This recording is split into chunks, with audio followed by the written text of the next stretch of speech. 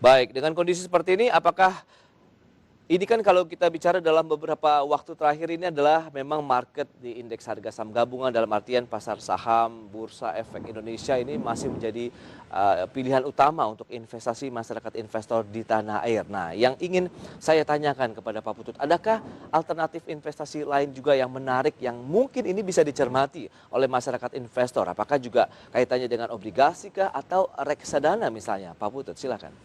Jadi sebetulnya nggak melulu reksadana, saham gitu ya, bisa Oke. dipakai sebagai alat investasi. Jadi sebetulnya di kita sebetulnya ada juga istilahnya reksadana. Jadi kalau balik ke istilahnya pelajaran dari Warren Buffett itu dia bilang don't put your egg in one basket. Itu sebetulnya di pasar modal sekarang itu sudah ada instrumen-instrumen istilahnya yang menyerupai reksadana tapi ada di pasar modal, Baik. yaitu yang namanya ETF gitu. Jadi sebetulnya kayak reksadana indeks gitu ya.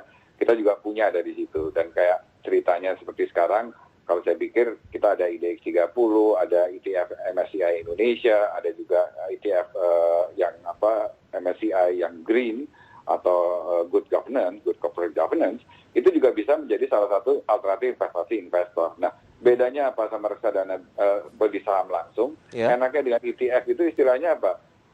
Beli paket. Jadi karena Oke. kalau misalnya beli yang XBNI gitu ya, ETF yang kita kelola saat ini, itu istilahnya dengan katakanlah 100.000, investor itu bisa memiliki secara sekaligus saat itu juga 29 nama perusahaan-perusahaan terbesar di Indonesia. Jadi sebetulnya kayak tadi ceritanya Warren Buffett, beli XBNI satu itu sama dengan beli 29 saham. Jadi secara investasi resikonya juga rendah.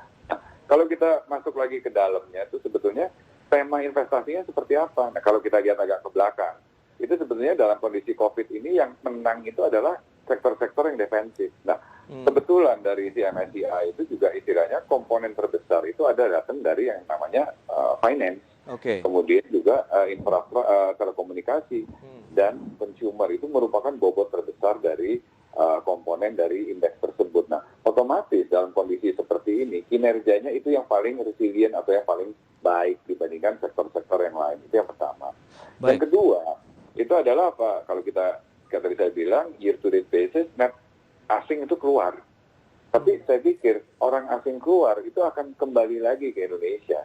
Dan kalau dia kembali, pilihan utama yang akan diambil itu adalah saham-saham pilihan seperti misalnya yang ada di MSCI Indonesia. Seperti itu. Jadi itu saya pikir bisa dipakai sebagai salah satu alternatif investasi juga selain tadi misalnya each individual stock gitu. Jadi langsung beli saham, beli BNI, beli Telkom. Tapi pada saat yang sama, kalau ingin menyebar risiko investasinya daripada istilahnya hanya put your egg in satu saham, itu bisa langsung menyebar ke 29 saham dengan membeli XBNI atau yang ETF yang green